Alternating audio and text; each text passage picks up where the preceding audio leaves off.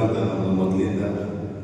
ಅದನ್ನು ನಮ್ಮ ಬ್ಲಾಕ್ ಕಾಂಗ್ರೆಸ್ ಸದಸ್ಯರಾದಂಥ ನಮ್ಮ ನಾಯಕನವರು ಒಂದು ತೀರ್ಮಾನಕ್ಕೆ ಬಂದು ಇವತ್ತು ನಮ್ಮಿಂದ ನಮ್ಮ ಅಭ್ಯರ್ಥಿಗೆ ತೊಂದರೆ ಆಗಬಾರ್ದು, ಯಾವುದೇ ಕಾರಣಗಳಿಗೂ ನಾವು ಗೆಲ್ಲಿಸಲೇಬೇಕು ಅನ್ನೋ ಪಾಪ ಇಂಥ ಪರಿಸ್ಥಿತಿಗಳು ಈ ಒಂದು ಕಾಂಗ್ರೆಸ್ ಆಫೀಸಲ್ಲಿ ಡೆಲಿಗೇಟ್ಸ್ನ ಕರೆಸಿ ಒಂದು ಕಿವಿ ಮಾತು ಹೇಳಬೇಕು ಅಂತೇಳಿ ಇದನ್ನು ಮಾಡ್ತಾ ಇರೋದು ನನಗಂತೂ ತುಂಬ ಸಂತೋಷ.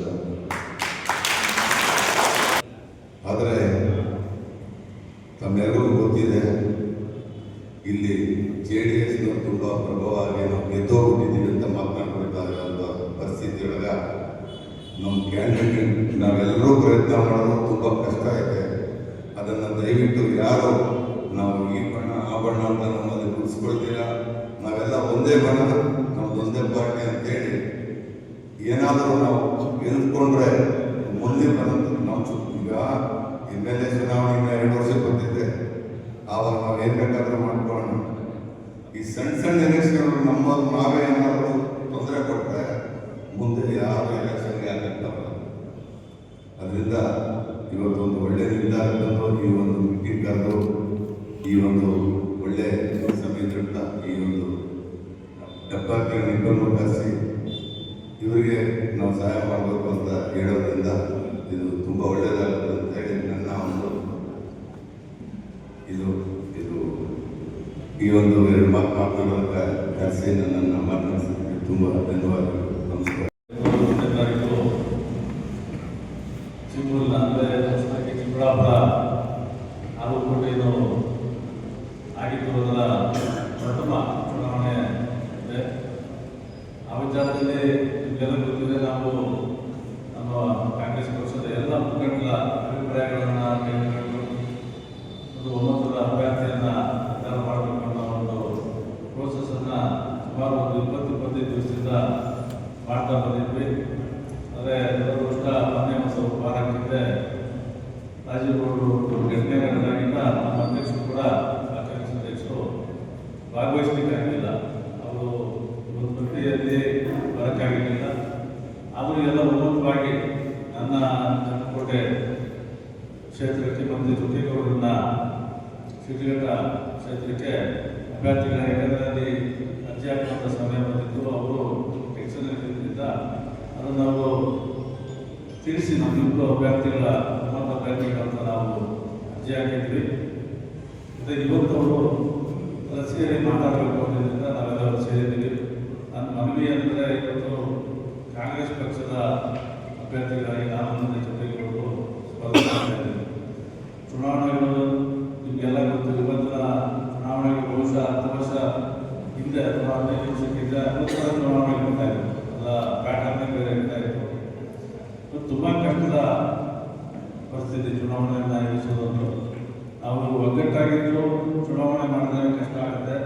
ಅಂತ ಸಂದರ್ಭದಲ್ಲಿ ನಾವು ವಿಧಾನ ಪ್ರಯಾಣ ಮಾಡಿದ್ದು ನಮ್ಮ ಕಾಂಗ್ರೆಸ್ ಪಕ್ಷದ ಅಭ್ಯರ್ಥಿಗಳನ್ನು ಒಂದು ಗೆಲ್ಲಿಸುವಂಥ ಪ್ರಯತ್ನ ಮಾಡಬೇಕು. ಅದು ನನ್ನ ಮನವಿ ಕೂಡ. ನಾನಿವತ್ತು ವೇದಿಕೆ ಮುಖಾಂತರ ಬರೀ ಹಾಲು ಉತ್ಪಾದಕರ ಸಂಘಗಳ ಪ್ರತಿನಿಧಿಗಳೇ ಅಲ್ಲ, ಎಲ್ಲ ಸಮಸ್ತ ನಮ್ಮ ಕಾಂಗ್ರೆಸ್ ಪಕ್ಷದ ಎಲ್ಲ ಮುಖಂಡರು ಮನವಿ ಮಾಡೋದಂದರೆ, ನಾವು ಬೇರೆ ಸಂದರ್ಭದಲ್ಲಿ ಎದೆ ಬಿದ್ದನ್ನು ನಾವು ಮಾತಾಡುವಂಥ ಅವಕಾಶಗಳಿರ್ತವೆ. ಆದರೆ ಚುನಾವಣೆಗಳಲ್ಲಿ ಒಗ್ಗಟ್ಟಾಗಿ ಪ್ರದರ್ಶನ ಮಾಡಲಿಲ್ಲ ಅಂದರೆ ನಾಳೆ ಬೆಳಗ್ಗೆ ಬರುವಂಥ ಎಲ್ಲ ಚುನಾವಣೆಗಳನ್ನು ಅಭ್ಯರ್ಥಿಗಳಾಗಿ ಕೂಡ ಸ್ವಲ್ಪ ಹಿಂದೇಟ್ ಹಾಕಿಕೊಡ್ತಾರೆ. ನಮ್ಮ ಕನ್ನಡ ಮಾತಿದೆ, ಯಾರು ಅಪಾರ್ಥ ಮಾಡ್ಕೊಂಡು ಯಾವ ಅಭ್ಯರ್ಥಿಗಳಾಗಿ ಕೂಡ ಹಿಂದೇಟ್ ಹಾಕುವಂಥ ಪರಿಸ್ಥಿತಿ ನಿರ್ಮಾಣ ಆಗ್ತದೆ. ಹಾಗಾಗಿ ಇವತ್ತು ಅವೇನು ನಮ್ಮ ಪಕ್ಷದ ಪ್ರತಿನಿಧಿಗಳ ಮುಖಂಡರಿದ್ದಾರೆ, ನಾವು ಒಗ್ಗಟ್ಟಾಗಿ ನನ್ನ ಆರೋಗ್ಯದ ಜೊತೆಗಿರ್ಬೋದು ಅವ್ರ ಪರವಾಗಿ ಕೆಲಸ ಮಾಡಿ ನಮ್ಮ ಶ್ರಮ, ಯಾಕಂದರೆ ಸೋಲು ಗೆಲ್ಲುವುದು ನಮ್ಮ ಕೈಯಲ್ಲಿಲ್ಲ. ಏನು ಪ್ರತಿನಿಧಿ ನೀರು ಜೊತೆಗೆ ಭಗವಂತ ಆಶೀರ್ವಾದ ಕೊಡಬೇಕು. ಹಾಗಾಗಿ ನಾವು ಪ್ರಾಮಾಣಿಕವಾಗಿ ಪ್ರಯತ್ನ ಮಾಡುವಂಥ ಕೆಲಸ ನಾವು ಕೂಡ ಎಲ್ಲರನ್ನೂ ಹೇಳುವಂಥ ಕೆಲಸ ಮಾಡಿದ್ದೀವಿ ಅಭ್ಯರ್ಥಿಗಳಾಗಿ. ನಿಮ್ಮಲ್ಲಿ ನಾನು ಸಭೆಯ ಮನವಿಯನ್ನು 2 ದಿವಸ ನಮ್ಮ ಅಭ್ಯರ್ಥಿಗಳಿಗೆ ಏನು ವ್ಯಕ್ತಿ ಮತ ಮಾಡುವಂಥದ್ದಿದೆ ಅವರನ್ನು ಮುಖಂಡರು ಕೂಡ ಅವರು ಹೇಳಿ ನನ್ನ ಪರವಾಗಿ ಅಥವಾ ಜೊತೆಗಳ ಪರವಾಗಿ ಮತ ಹಾಕಬೇಕು, ಜಯಕ್ಕೆ ಕಾರಣರಾಗಬೇಕು ಅಂತ ನಾನು ನಿಮ್ಮಲ್ಲಿ ಮನವಿ ಮಾಡ್ತಾ ನನ್ನ ಮಾತನ್ನ ಮುಗಿಸ್ತಾ ಇದ್ದೀನಿ. ಕರ್ತವ್ಯಗಳಲ್ಲಿ ಬೆಳಗ್ಗೆ ಬಂದೇ ಬರುತ್ತೆ. ಈಗ ಎಲ್ರಿಗೂ ಗೊತ್ತಿದೆ, ಗೌಡರು ಮುಂದೆ ಬರ್ತಾರೆ, ಮುಂದೆ ಬಂದು ಸಮರ್ಪಕವಾಗಿ ಎಲ್ಲ ಜೊತೆಗೆ ನಿಂತ್ಕೊತಾರೆ ಒಂದಿನ. ಆದರೆ ನಾನು ಇವಾಗ ಹೆಚ್ಚು ಮಾತಾಡೋ ಪರಿಸ್ಥಿತಿ ಇಲ್ಲ. ಎಲ್ಲ ನಮ್ಮ ಡೆಲಿಗೇಟ್ಸ್ಗೆ, ನಮ್ಮ ಮುಖಂಡರುಗಳಿಗೆ ಕೈ ಮುಗಿದು ಪ್ರಾರ್ಥನೆ ಮಾಡ್ತಾ ಇದ್ದೀನಿ.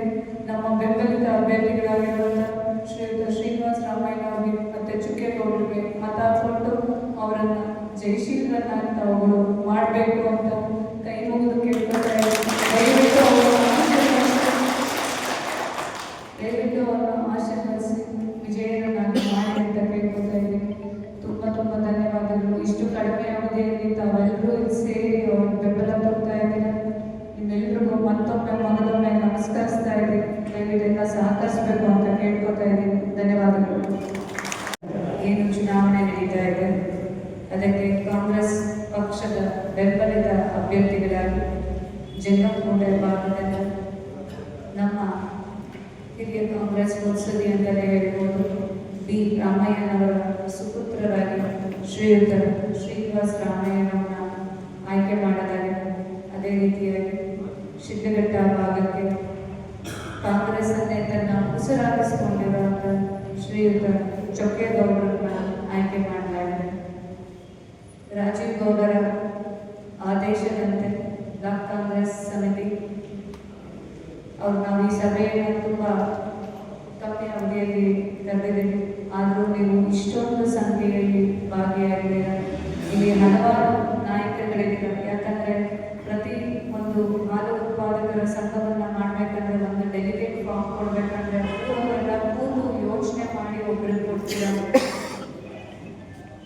ಹಲವಾರು ನಾಯಕರುಗಳು, ನೀವು ಡೆಲಿಗೇಟ್ಸ್ಗಳು ಕೂತ್ಕೊಂಡು ದಯವಿಟ್ಟು ನಮ್ಮ ಕಾಂಗ್ರೆಸ್ ಪಕ್ಷದ ಬೆಂಬಲಿತ ಅಭ್ಯರ್ಥಿಗಳಿಗೆ ವೋಟ್ ಹಾಕಿಸ್ಬೇಕು ಅನ್ನೋದು ರಾಜೀವ್ ಗೌಡರವರ ಮನವಿ.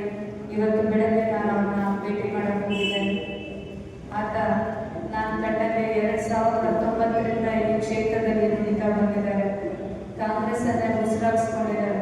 ಬೆಳಗ್ಗೆ ಎದ್ದರೆ ಜನಸೇವೆ, ಸಂಜೆ ಆದರೆ ಜನಸೇವೆ ಅಂತ ಮಾಡ್ತಾ ಇದ್ದಂಥ ಯುವ ನಾಯಕ ಈ ದಿನ ಕಾರಣಾಂತರಗಳಿಂದ ಪರಿಸ್ಥಿತಿ